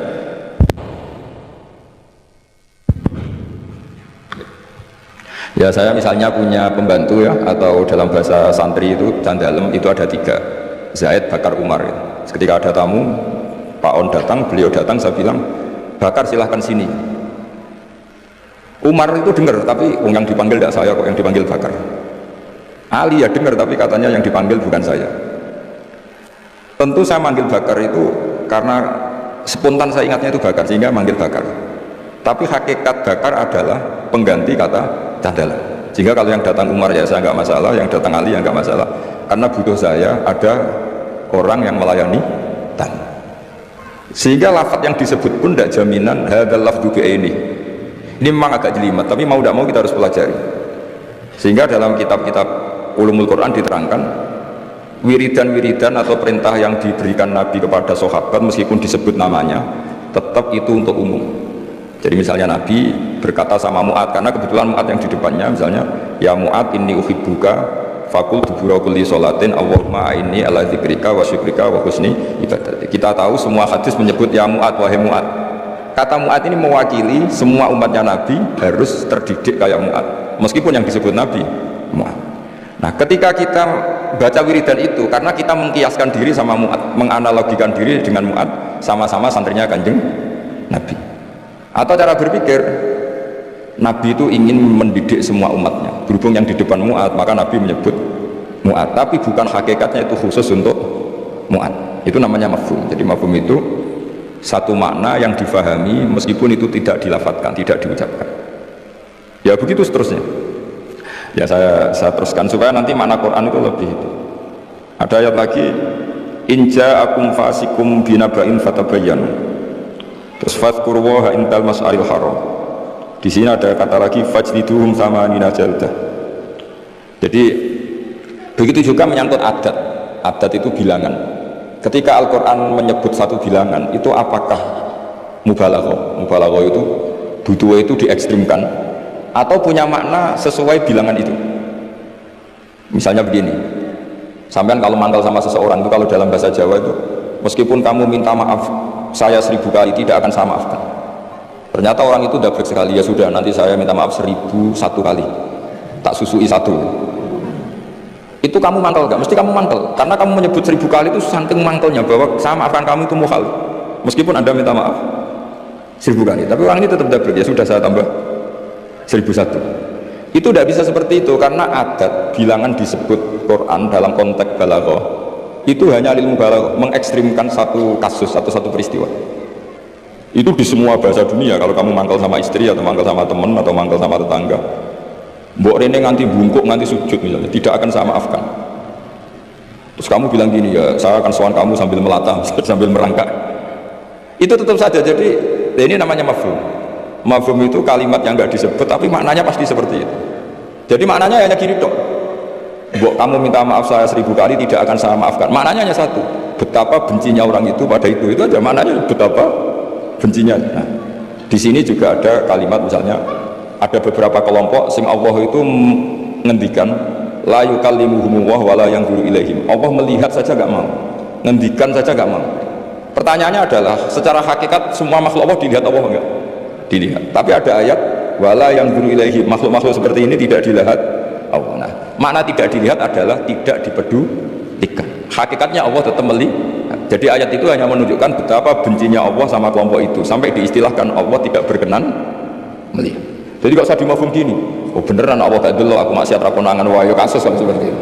Nah, ini memang itu balaghah. Jadi ilmu-ilmu yang harus dianalisis secara balaghah. Jadi ada kelompok-kelompok yang menjual belikan agama atau melakukan kejahatan atas nama agama, yasaruna bi ahdillahi wa imanihim samanan qalila. Itu orang-orang ini akan dihukum, kata Allah hukumannya adalah la yukallimuhumullah, Allah tidak berkenan ngendikan, juga tidak berkenan melihat. Monggo Pak Nabi wonten acara. Ini beliau mau nemuin tamu dari kedokteran. Saya teruskan ya. Jadi para audien, para hadirin yang saya hormati, makanya kita sekarang kan punya jargon kembali Quran dan Sunnah, tapi tetap saja aturannya memahami Quran dengan cara-cara yang dipahami para ulama dulu. Yang ulama itu punya sanad sampai sahabat, tentu sampai Rasulullah SAW. Di antara bahasa Arab itu ada mubalaghah. Mubalaghah itu mengekstrimkan satu peristiwa, dan pilihannya kadang pakai bahasa tadi. Saya beri contoh tadi yang orang Jawa bilang, mbok kue rene ping 1000 tetap rata 10. Kamu tidak bisa ngarang buku kalau 1000 tidak cukup, kalau 1001 pasti cukup. Memangnya ini KPU kalau 50 plus 1 terus menang? Tidak bisa seperti itu. Ya maknanya hanya ma asyadda bughdahu, betapa bencinya orang itu aja. Allah tidak berkenan melihat orang yang menjual belikan agama. Wah malah enak Allah kalau nggak lihat kita enak. Tidak bisa seperti itu. Saking bencinya Allah sampai diistilahkan tidak berkenan melihat. Itu kan seperti kamu benci orang, wah naruh kue mutah-mutah, masa mutah-mutah, betul kan? Saking nggak maunya melihat. Itu di bahasa Arab juga seperti itu. Ya, saya beri terus waktu lifafil ikhtijat bihadhil mafahim ala aqwalin katsirah wal asofil jumlah annaha kullaha huddatun bisyurutin minha alla yakun al-mazkuru kharaja lil ghalib. Kemudian mafhum itu apakah bisa jadi argumentasi hukum? Jawabannya iya, asal lafadz yang disebut yang eksplisit tadi disebut bukan karena ghalib. Ghalib itu gampang ngomong, ghalib itu umum. Misalnya begini, saya beri contoh yang ekstrim. Jong nak ono wong larat sini hormati. Misalnya saya seorang kiai atau seorang dosen, kalau ada tamu miskin hormati. Setelah itu ternyata tamunya orang kaya, terus pembantu saya seenaknya tidak hormati. Alasannya yang harus dihormati itu yang miskin, kalau yang kaya tidak perlu. Ini tentu pembantu yang buruk. Karena mengatakan jika yang miskin hormati itu sebenarnya maknanya itu prioritas, bukan catatan hukum. Jadi kalimat disebut itu kan kadang catatan hukum, kadang prioritas. Kalau tadi ya maknanya hanya jika orang miskin prioritaskan, bukan berarti yang kaya tidak perlu dihormati. Nah itu banyak di Quran, di hadis, lafadz yang sebetulnya disebut itu prioritas, tapi oleh orang yang enggak ahli bahasa dianggap catatan apa? Hukum. Maka itu menjadi gaduh, secara hukum menjadi gaduh. Saya beri contoh yang ada di Quran. kalian tuh haram menikahi anak tiri itu anaknya istri yang serumah dengan kamu. Yang serumah dengan kamu itu bukan catatan hukum. Ya jadi begini ya, misalnya saya beri porsi hukum fikih. Yang diharamkan dalam Islam itu kan 3. 1 karena nasab, 2 karena rodok penyusu, 3 karena musyawarah itu besan. Kalau yang karena nasab kita tahu 7 ya, kalau dalam bahasa Arab 7, kalau dalam bahasa Jawa itu tinggal 4. Ya 7 itu apa saja, coba yang hafal Quran tuh. Hurrimat alaikum ummahatukum wa banatukum wa akhwatukum wa ammatukum wa khalatukum wa banatul akhi wa banatul ukhti. Itu kalau dalam bahasa Arab muharramatun nikah itu ada 7. Tapi orang Jawa bilang hanya 4. Sebenarnya memang 4. Karena orang Arab itu kan ngitungnya ibu, putri, saudara putri, bulik dari bapak, bulik dari ibu, keponakan dari saudara lelaki, keponakan dari saudara perempuan. Kalau orang Jawa kan ngitungnya bulik ya 1.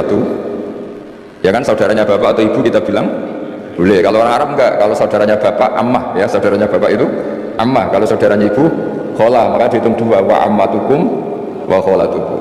Kalau anaknya saudara orang Jawa bilang keponakan, kalau orang Arab dihitung wa banatul akhi wa banatul ukhti. Sehingga 4 ini di Jawa diringkas jadi berapa? 2, yaitu haram menikahi bulik dan haram menikahi keponakan. Jelas ya. Kemudian yang kedua haram karena rodok.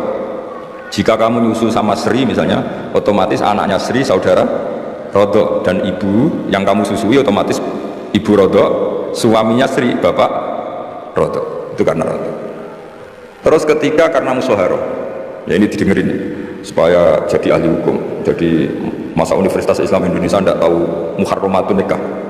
Kamu jangan ikut bahasa-bahasanya artis-artis kalau di Jakarta. Di Jakarta itu kalau orang sudah nikah malah namanya muhrim. Itu sebenarnya salah bahasa. Justru yang bisa dinikah itu harus ajnabiyah orang lain. Kalau mahram malah nggak boleh dinikah, karena maknanya mahram itu orang yang haram dinikah. Jadi justru istri itu bahasa fikihnya ajnabiyah orang lain, kan buktinya boleh dinikah. Kalau mahram itu orang yang haram dinikah. Tapi ya sudah ada bahasa gaul gitu ya, ya ikut saja ya. Ibu goblok, tapi tidak usah ikut goblok. Karena itu memang salah, bahasa itu salah sebetulnya. Makanya istri itu repot, di fikih itu repot. Fikih itu kalau bahasakan istri itu ajnabiyah orang lain. Kalau anak itu anak, kalau istri itu tetap bahasanya ajnabiyah orang lain. Jika sekali dicerai ya benar-benar menjadi orang lain. Kalau kita mati ya benar-benar menjadi orang lain. Buktinya boleh dinikah orang lain. Jika kalau dalam pepatah Jawa ini ajarannya bapak saya, kamu harus ikut. Kalau ajaran bapak saya, nak bojo be anak tukaran, gue kudu bela anak. Mereka ora ono mantan anak, tapi sono mantan istri. Sehingga tradisi keluarga saya itu pokoknya anak itu nomor 1, baru istri. Tidak tahu kalau tradisi sampean istri dulu baru anak. Gitu. Karena tadi cara berpikir anak itu selalu anak. Ya anak itu selalu anak. Tapi kalau istri tidak mesti. Apalagi istri sampean cantik, sampean mati itu sudah. Ya sudah selesai, mesti nikah orang lain gitu. Nggak tahu nanti kalau di surga ikut siapa, nggak tahu ini. Mesti oportunis, kalau kamu masuk neraka dia ikut yang masuk surga. Kalau masuk surga semua ikut yang kelas lebih tinggi. Saya teruskan ya. Terus haram ketiga itu karena musyawarah, disebut wa akhwatukum wa ummahatukum allati arda'nakum wa akhwatukum narul. Terus wa ummahatu nisaikum apa? Wa ummahatu nisaikum. Ibu dari istri kamu, apa kalau orang sini bilang mertua ya. Nah mertua dengan mantu itu hubungannya 2. Saya ulang lagi ya, mertua sama mantu itu hubungannya 2. Ya saya ulang lagi, misalnya kamu nikahi Sri, berarti ibunya Sri sebagai apa? Mertua. Itu menjadi mertua itu bimujarrodil akdi, sekedar akad kamu bilang qabil tu nikahaha wa taswija bil mahril madhkur, itu langsung jadi mertua. Ya langsung jadi mertua. Tapi kalau hubungan ibu dengan anak, misalnya kamu nikahi janda punya anak cantik sudah perawan, terus setelah kamu nikah dengan janda ini akad, itu belum menjadi anak tiri. Menjadi anak tiri betul itu setelah kamu hubungan suami istri dengan ibunya. Saya ulang lagi ya, jadi kalau menjadi mertua itu cukup akad. Tapi anak tiri menjadi anak tiri kamu yang haram dinikah itu nunggu hubungan suami istri sama ibunya. Sebab itu agak rumit memang di fikih. Kenapa demikian? Karena ya memang aturannya gitu. Makanya disebut waroba ibukumul lati fi hujurikum min nisaikumul lati dakhaltum bihin fa illam takunu dakhaltum bihinna fala junaha alaikum. Jadi kalau hubungan apa betulnya? Ya, hubungan menantu sama siapa? Mertua itu hanya dimulai akad. Jadi selakat sampai salaman apa ini sudah menjadi mahram dan selamanya haram dinikah karena sudah menjadi apa? Mertua kamu. Tapi kalau orang yang kamu nikah itu punya anak putri, itu menjadi anak tiri yang benar-benar berstatus anak tiri setelah hubungan sama istri. Ya ini jelas ya, makanya disebut seperti itu. Tapi di situ ada catatan waroba ibu kumulati fi hujurikum, anak tiri yang serumah. Itu semua ulama ngendikan kata fi hujurikum yang serumah itu diabaikan. Jadi tidak bisa misalnya gini, kamu nikah istri di Jogja punya anak tiri di Jakarta, berarti halal karena tidak serumah. Wah, itu sesat dan menyesatkan. Karena ada aturannya, fi hujurikum itu kalimat yang disebut Allah itu normatif. Normatif artinya umumnya anak tiri itu serumah, tapi bukan sebagai catatan hukum. Dan itu banyak sekali lafaz-lafaz yang disebut Allah atau disebut Rasulullah bukan sebagai catatan hukum, tapi normatif. Itu kan seperti gini, Jom, bukti kamu hormat tamu, kalau ada tamu itu suguhi teh, kalau ada tamu itu suguhi kopi. Itu normatif. Bukan berarti yang tidak nyuguhi kopi itu tidak menghormati tamu, tidak bisa seperti itu. Kalau tamunya darah tinggi kan malah mati. Nah, ulama itu berkompeten, sangat kompeten sekali memahami Quran, mana lafaz yang disebut Allah itu normatif, mana yang disebut Allah itu sebagai catatan hukum. Kalau fi hujurikum menjadi catatan hukum, maka maknanya begini, haram menikahi anak tiri yang serumah. Waroba ibu kumulati fi hujurikum. Mafhumnya kalau tidak serumah boleh, woyo kacau. Ibunya kamu umbat, anaknya kamu umbat, hanya karena beda, itu sesat dan menyesatkan. Makanya bahaya sekali nafsirkan Quran tanpa ilmu, sampai ada ancaman manfassarul Quran bi ra'yihi falyatabawa maq'adahu minan nar. Orang menafsirkan Quran dengan semaunya sendiri, maka sama juga pesan satu tiket di neraka. Jadi sampean sama saya itu potensi masuk neraka saya gitu. Karena saya nekuni tafsir. Itu bahaya sekali. Sebab itu saya tradisikan kalau ngaji itu pakai kitab supaya sanadnya mutasil sampai Rasulullah SAW. Nggak boleh mengajarkan Quran terjun bebas menurut saya. Memangnya agama menurut kamu enak aja. Nggak boleh agama kok menurut saya, agama yang menurut Allah dan Rasul. Nggak boleh menurut saya. Kalau menurut saya berarti agama macam-macam, karena setiap orang menurut masing-masing. Ya, saya teruskan ya. Jadi diantara dengan tanda kutip jebakan-jebakan lafaz adalah kita tidak pernah tahu lafaz itu disebut itu karena apa. Karena mewakili kelompoknya, seperti tadi. Saya punya tamu terus manggil sekenanya. Wahai Bakar sini. Kira-kira yang datang Umar tetap saya seneng nggak? Seneng. Butuhnya ada orang yang hormat. Yang datang Ali ya saya senang, yang datang Zaid yang senang, yang datang siapa saja senang. Itu kan ibarat kamu orang kaya kemalingan, satpam yang paling kamu ingat itu misalnya Hutomo sini. Di situ banyak satpam yang namanya nggak Hutomo, terus nggak ke kamu. Kira-kira kamu bilang satpam ini goblok nggak kira-kira? Dengan dalil saya ada dipanggil. Karena makna menyebut kalimat tadi sekenanya, nyebut Hutomo itu mewakili semua security. Cuma kebetulan yang kamu ingat Hutomo. Itu memang agak jadi metulumul Quran, tapi masuk akal, semuanya setelah dijelaskan masuk akal. Ketika yang datang siapa saja kamu tetap matur nuwun karena ada yang menolong. Nah, lafaz di Quran ya seperti itu. Kadang lafaz itu pengganti sejenis, apa pengganti? Misalnya yang masyhur dalam mazhab kita, Rasulullah itu mengeluarkan zakat fitrah so'an min tamrin atau so'an min akidin. Rasulullah mengeluarkan zakat fitrah dari kurma. Imam Syafi'i tidak maknani kurma, tapi dimaknani kuti ahli baladi, makanan pokok yang sesuai negara masing-masing. Jika kalau orang Jawa ya pakainya beras. Meskipun di hadis disebutkan tamar. Sama seperti Nabi ngendikan gini, tasaddaku walau bisiki tamrotin, sedekahlah meskipun dengan separuh kurma. Kira-kira orang miskin Indonesia kamu kasih separuh kurma itu dianggap ngenyak apa enggak? Ya maksudnya separuh kurma itu kalau kita yang mungkin setengah kilo atau telur setengah kilo.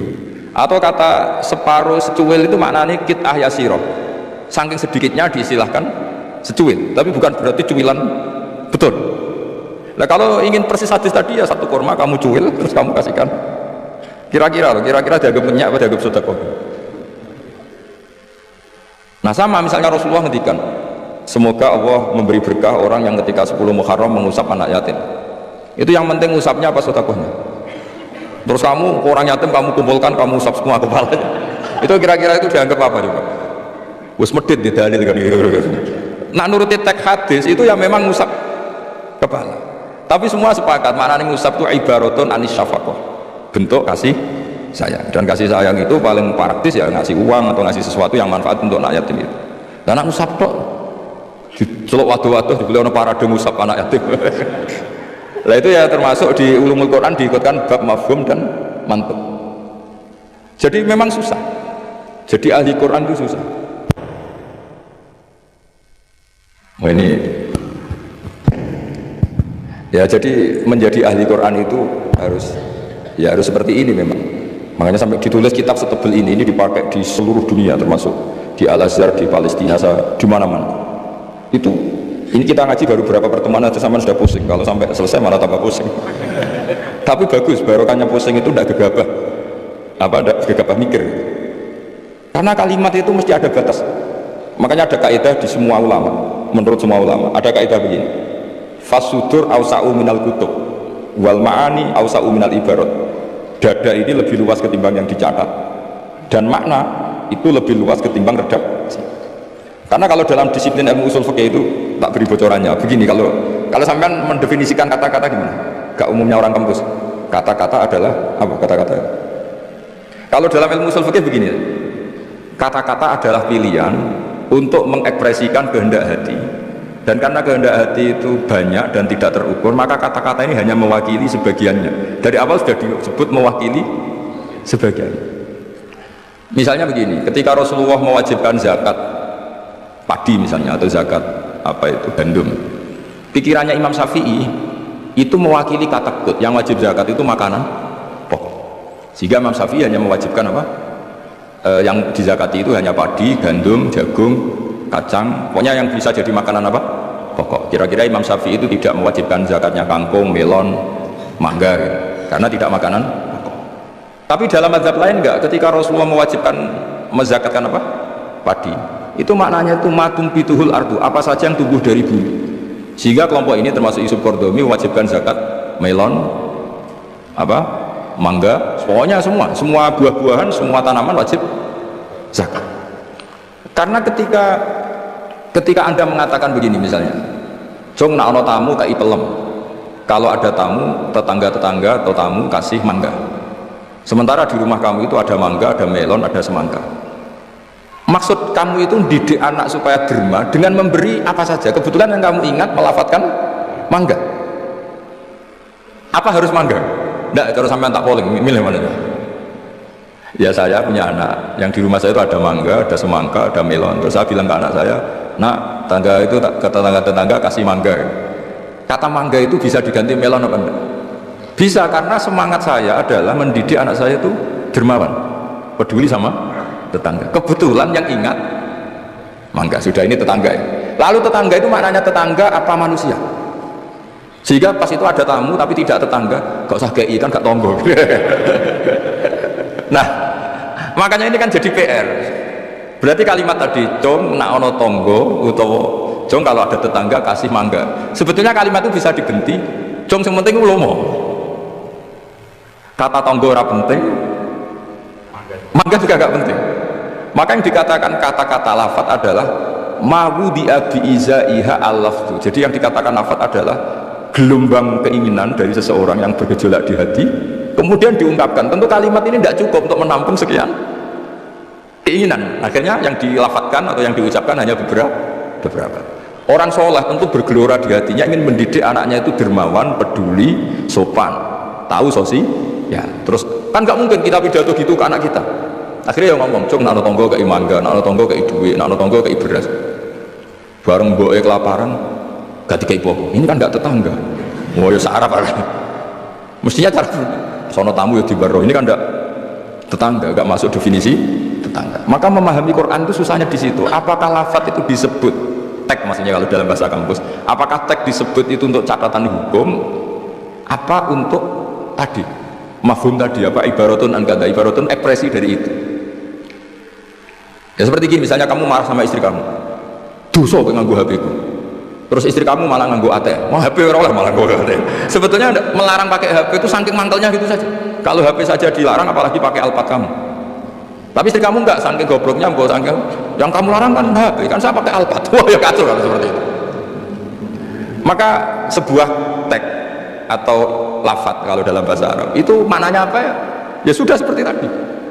Saya berkali-kali nyontohkan yang awam ya. Ada seorang di kandang itu jogeman nabuk ibu jumu. Nabuk itu memukul pakai tangan.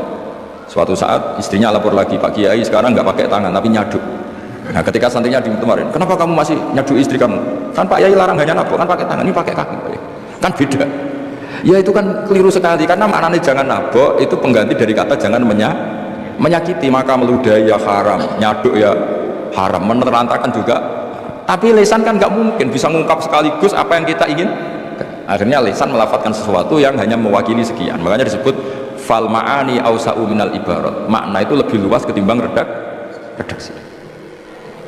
Coba misalnya zaman Jenderal Sudirman angkat senjata untuk ngusir Belanda, terus pasukannya hanya ngangkat tok. Ya terus mesti Jenderal Sudirman goblok ya. Kalau dimarahin kan sudah ngangkat ya. Terus ada Belanda yang mau nembak kita, usir Belanda. Belandanya tidak kamu tembak. Kenapa? Mintanya kan diusir. Perintahnya kan diusir, bukan ditembak. Kasus gak kira-kira ada pemahaman seperti itu? Tapi lafaz itu nggak mewakili, kalimatnya angkat senjata, usir penjajah. Padahal maknanya apa tuh? Jadi kan nggak terwakili oleh kalimat angkat senjata, usir penjajah. Barang penjajah yang menembak kamu diam saja. Gimana caranya nangkep terus mengusir? Kan nggak ada perintah menembak, usir. Itu kan kasus seperti itu. Jadi makanya di antara syurutul mufassir yang paling pokok adalah maliyan bil arabiyah. Dia punya kemampuan kesusastraan Arab. Karena nggak bisa seorang mufassir menafsiri Quran tanpa punya kemampuan balaghatul Arab. Ya, yaitu yang disebut Allah Ta'ala wa innahu latanzilu rabbil alamin nazala bihi ruhul amin ala qalbika litakuna minal mudhirin. Terus apa? Bilisanin arabiyyin mubin. Jadi Quran itu pakai lisanul Arab. Sehingga kalau dalam kitab-kitab besar diterangkan, ketika Rasulullah dikatakan begini oleh Allah, liyaghfira laka Allahu ma taqaddama min dzambika wa ma ta'akhkhara, itu bukan berarti Nabi pernah dosa, enggak, karena Nabi itu maksum itu terjaga dari dosa. Tapi itu ekspresi mahabbah. Saya ulang lagi, itu ekspresi mahabbah. Misalnya saya senang sama seseorang, mesti kalau ketemu saya, sudah kamu tidak usah khawatir sama saya, kesalahan-kesalahan kamu sudah saya maafkan. Sebetulnya itu hanya ekspresi mahabbah. Saking mahabbahnya sampai andekan salah itu dimaafkan. Bukan berarti menvonis kalau yang diomongin itu salah. Jadi itu ranah-ranah yang memang kita harus hati-hati. Sama seperti begini, ini kata Qodiyat itu pengarang kitab Asyifa. Doa itu ekspresi mahabbah. Doa itu bukan kalimat hukum. Kalau kalimat hukum itu kan iya sama tidak. Tapi doa itu enggak, doa itu ekspresi mahabbah. Misalnya kita ketemu Zaid, kita bilang assalamualaikum warahmatullahi wabarakatuh, semoga kamu dapat keselamatan. Nggak perlu Zaid tersinggung, memangnya saya celaka kok sampai doakan selamat. Kalau nuruti mafhum, didoain selamat itu kan berarti sebelumnya tidak selamat, didoain pinter sebelumnya tidak pinter, didoain kaya sebelumnya miskin. Tapi itu kata hukum, itu pemahaman secara hukum, iya dan tidak. Kalau pemahaman secara peradaban tidak gitu, orang mendoakan bukti senang, ya sudah seperti itu. Ya semoga kamu sukses. Ketemu direktur ya kita bilang semoga kamu sukses, terus direkturnya tersinggung, ya sukses saya atau bang kamu, saya sudah direktur. Ya ada seperti itu, mendoakan seperti itu bukti mahabbah, bukti senang. Nah Allah karena saking seringnya kepada nabinya, Allah ketika mukhotobah, ketika dialek dengan nabi, memulainya dengan afawwahu angka, Allah telah memaafkan kamu. Itu bukan berarti sebelumnya nabi melakukan kesalahan. Ekspresi mahabbah akan mengatakan demikian. Jadi itu masalah-masalah yang tadi saya utarakan, fal ma'ani ausa'u minal ibarat. Apa yang ada di hati, ma'ani itu sesuatu yang kita kehendaki, ma'ani dari mufrad maknan, sesuatu yang dikehendaki itu bergejolak jauh lebih dahsyat ketimbang redaksi. Jadi misalnya pagi-pagi le nak tangi turu itu nang wudu, nang sarapan itu. Ya sudah, itu ekspresi bentuk cinta orang tua kita ke kita, bahwa bangun tidur itu ya wudu terus sarapan. Tapi lalu misalnya anak ini melakukan selain sarapan asal menyenangkan orang tua, ya senang. Jangan monoton terus, saya harus sarapan, ini perintah orang tua. Tidak seperti itu. Nah sekarang faktanya itu banyak orang memahami Quran secara tekstualistik atau secara harfiah. Itu dalam ulumul Quran itu bahaya sekali, karena itu tidak mewakili. Saya beri sekian contoh bahwa teks itu kadang tidak mewakili. Misalnya gini, Matsalul ladzina yunfikuna amwalahum fi sabilillah kamatsali habbatin ambatat sab'a sanabila fi kulli sumbulatin mi'atu habbah. Kan tidak semua padi itu punya sab'a sanabil, punya 7 tangkai. Ya, dan tidak semuanya satu tangkai berbiji 100. Itu bahasa Arab murni. Ibaratnya seperti itu. Ya redaksinya Pak, ibaratnya seperti itu, bahwa sedekah yang diterima Allah ibarat padi yang tumbuh dalam kondisi paling ideal. Dan orang Arab maupun orang Jawa atau orang mana saja biasanya mengekspresikan ideal itu pakai angka. Misalnya, wah itu sugih, dunia sak gunung. Itu maknanya kaya sekali. Padahal banyak orang punya gunung nggak kaya, karena gunungnya tandus. Tapi orang itu akan sepakat, itu kaya sekali, punya harta 1 gunung. Kalau tak cilik, abad-abadan, dunia aku sak gunung, kita sak langit. Ya pokoknya ingin menunjukkan bahwa kaya raya yang tidak terhingga. Loh itu banyak di Quran seperti itu. Maka saya beri definisi ya supaya sampai ahli usul fikih.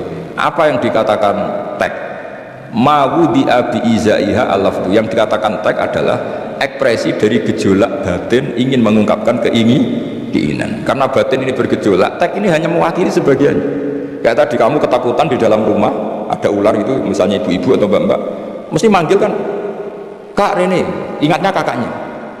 Terus adiknya di situ, nggak ke situ. Kenapa kamu ke situ ada ular? Kan kakak panggil kakak, saya kan adik. Kira-kira kamu mangkel nggak sama adik yang seperti ini? Kira-kira goblok satu sekolah pasti gitu. Nah sebetulnya kalau ini waras, adiknya waras, cara berpikir gitu, kakak dalam bahaya minta pertolongan, dan kalimat kak atau mas itu ekspresi dari orang yang dimintai pertolongan. Jadi kata mas dihilangkan, diganti orang yang dimintai, sehingga kalau yang datang bapaknya ya seneng, pamannya ya seneng, adiknya ya seneng, meskipun kalimatnya bilang mas atau kakak. Jelas ini ya. Itu dibabkan tadi mana? Dibabkan di mafhum dan mantuk. Ya, dibabkan di mafhum dan apa? Mantuk. Saya teruskan lagi ya. Di annahu innama khassa bidzikri li ghalabati khudurihi fi dhihni. Jadi ini jelas ya. Mungkin ada banyak yang pintar bahasa Arab ini, saya baca teksnya. Li annahu innama khassa bidzikri li ghalabati khudurihi fi dhihni. Kenapa menyebut si A si B? Karena yang kebetulan diingat. Tapi makna yang diinginkan kan siapa saja yang menolong karena ada ular, meskipun menyebut seseorang. Ya kayak tadi misalnya satu rumah itu ada kakak, adik, paman. Terus ketika ada ular atau ada maling kita bilang, Kak tolong. Kak tolong itu sebetulnya mewakili siapa saja yang bisa menolong. Kebetulan yang pas diingat saat itu kakak. Tapi andai kan yang datang pamannya ya seneng, adiknya seneng, atau siapa saja. Jadi pertanyaannya adalah yang paling pokok dari itu adalah minta tolong, bukan kalimat kakak. Nah yang kalimat kakak ini namanya apa? Disebut karena diingat, bukan disebut karena catatan hukum. Nah, itu ada ilmunya. Berapa kalimat yang disebut karena yang diingat atau sebagai catatan hukum. Kalau sebagai catatan hukum ya punya mafhum mukhalafah. Kalau tidak ya tidak. Misalnya begini, ada pernikahan Sri sama Zaid. Kemudian Zaid ini security atau cadalem. Terus ketika tak panggil Zaid datang, yang datang Umar. Kan sama-sama cadalem, tidak bisa kalau seperti itu harus Zaid karena mewakaf nikah. Masa akan nikah diganti-ganti kan tidak bisa. Kan sama-sama cadalem ya tidak bisa. Lama-lama sampai majukan sama-sama manusia ya tidak bisa kalau kita seperti itu. Makanya lafaz disebut itu dilihat, disebutnya sebagai catatan hukum apa sebagai tadi yang sedang diingat. Ya jadi jelas ya. Jadi itu ada aturan-aturannya. Li'annahu innama khassa bi dzikri li ghalabati khudurihi fi dhihni. Terus kedua ada catatan lagi wa alla yakuna muwafiqan lil waqi'. Ya, di antara catatan hukum lagi sesuatu itu tidak lazim sebagai fakta. Saya ulang lagi, sesuatu itu tidak lazim sebagai fakta. Misalnya begini, kita tahu yang namanya nasi itu makanan pokok. Ya, kita tahu teh itu minuman. Ketika saya bilang, "Jong saya ambilkan teh." Itu apakah maknanya itu teh? Apa maknanya itu minuman? Beda dengan mengatakan satu gelas ini bernama teh, kebetulan itu teh betul. Itu namanya mengatakan sesuatu sesuai hakikat. Karena teh ya dikatakan teh. Tapi kalau mengatakan tamu saya ambilkan teh, ini pertanyaannya adalah teh itu menggantikan kata minuman, apa memang harus teh? Jadi itu memang seperti itu. Sehingga di hadis banyak dawuh Nabi itu diganti, tapi penggantinya harus ulama. Kalau tidak ulama namanya bid'ah. Misalnya Nabi mengajari gini, anak-anak kamu ajarin panah. Dulu alat perang itu ya panah. Terus di era modern kamu tetap pakai panah, maksudnya pakai brand. Karena Nabi dawuhnya panah. Ya taqabbalallahu minna minkum taqabbal. Jadi ya tadi seperti karena Nabi ketika mengatakan panah adalah ibaratun an alatil harbi, implementasi dari alat perang yang zaman itu panah. Itu kan sama seperti Nabi ajari anak kamu berkuda. Dulu alat perang transportasinya itu alatnya itu kuda. Sekarang musuh pakai pesawat tempur, kamu pakai kuda. Ya tentu itu gak relevan kan? Nah kalau gitu berarti gini, di Quran itu jelas ada kalimat ini, wal khayla wal bighala wal hamira litarkabuha wa zina. Kamu saya beri nikmat, ada kuda, ada unta, ada macam-macam. Terus di antara ayat terusannya litas tahu ala duhurihi summa tazkuru ni'mata rabbikum idastawaitum alaihi wa taqulu subhanalladzi sakhkhara lana hadza wa ma kunna lahu muqrinin wa inna ila rabbina lamunqalibun. Saya bikin unta, saya bikin kuda, saya bikin khimar, saya bikin bighal supaya kalau kamu sudah tenang di atas punggungnya kamu berdoa subhanalladzi sakhkhara lana hadza. Terus kamu karena tekstualistis, kalau naik Innova nggak baca doa itu, naik pesawat ini kan tidak mudah. Kira-kira dibilang saraf nggak kira-kira seperti itu. Terus kamu bilang, oh ayatnya tentang kuda ini Innova kok. Tapi cara memahami kita tidak seperti itu. Kata kuda di situ adalah alatul markab, alat berkendara. Kata unta di situ adalah alat berkendara. Maka semua transportasi atau alat transportasi kita kalau naik ya tetap berdoa subhanalladzi sakhkhara lana hadza. Dan itu seterusnya ya. Jadi ngaji pertemuan ini ingat-ingat ya kaidahnya apa? Fal ma'ani ausa'u minal ibarat wasudur ausa'u minal kutub. Itu semua ulama pasti bilang seperti itu. Kalau sampean belum pernah bilang berarti belum ulama. Makanya ini dimulai sekarang. Untuk saya jadi ulama harus hafal kaidah apa? Fal ma'ani ausa'u minal ibarat wasudur ausa'u minal kutub. Itu nanti kalau sampean sudah pinter itu pinter betul nanti. Bukan pinter-pinteran tapi pinter betul. Karena memang seperti itu. Sehingga misalnya Rasulullah dulu, tofa Rasulullah rokiban, Nabi tawaf secara berkendara. Saat itu tentu naik unta. Sekarang orang-orang sepuh pakai kursi roda. Jangan terus bilang gini, dulu Nabi naiknya unta, maka orang sepuh nggak boleh pakai kursi roda, harus pakai unta. Yo dia tabuki polisi Arab anak-anak teman. Jadi karena dulu Nabi sudah berumur dan beliau tidak suka memaksakan, dan untuk menunjukkan kalau tawaf secara berkendara itu sah, boleh, terus beliau naik unta sambil apa? Tawaf. Akhirnya kesimpulan hukumnya apa? Boleh berkendara saat tawaf. Sudah untanya dibuang. Maksudnya harus pakai untanya. Lama-lama nanti gini, nggak boleh tawaf sekarang. Dulu Nabi tawaf langsung tanah, ini sudah keramik, nggak boleh. Ya repot kalau kamu perdebatkan begitu terus, ya repot. Nah ya karena tadi ketika Nabi naik unta itu semangatnya Nabi adalah mempermudah umatnya, terutama bagi yang tua. Semangat yang ingin dimaklumatkan Nabi itu. Wahai umatku, kalau kamu sudah tua jangan memaksakan jalan, berkendaralah atau cari alat yang menjadikan kamu mudah. Nah itu tentu gak tersampaikan semuanya dengan redaksi, tapi dadanya Nabi bergejolak ingin mengimplementasikan bahwa agama ini yuridu wa bikumul yusra wa la yuridu bikumul usra. Wah itu tentu gejolak ini kan gak terwakili oleh lafaz. Seperti kamu bilang ke istri kamu, "Dek, saya cinta kamu karena kamu cantik." Itu bukti seneng saja. Nak bojone cerdas, berarti aku nggak salah kira seneng. Wah, ya repot kali. Padahal kalimat itu maknanya kan gitu. "Dek, saya seneng kamu karena kamu cantik." Mafhumnya apa? Kalau tidak cantik, kalau sudah tidak cantik nggak seneng. Tapi tidak seperti itu. Pokoknya kamu itu ingin gombal, terus ngomong gitu aja. Jadi makanya Pak Hasil tadi ingat-ingat ya Pak. Fasudur ausa'u minal kutub. Bahwa dada kita ini lebih luas ketimbang yang kita tulis. Ya dada kita lebih luas ketimbang yang kita tulis. Terus wal ma'ani ausa'u minal ibarat. Makna yang kita kehendaki itu jauh lebih luas ketimbang redaksi. Karena tadi kita manggil security misalnya si A, yang datang selain si A juga nggak masalah. Karena kata si A tadi hanya keterbatasan kita sebagai manusia, sehingga harus menyebut satu orang. Padahal siapa saja nggak masalah. Karena butuhnya kita ada yang menolong atau ada yang membantu. Ya saya ulang lagi ya, fal ma'ani ausa'u minal ibarat wasudur ausa'u minal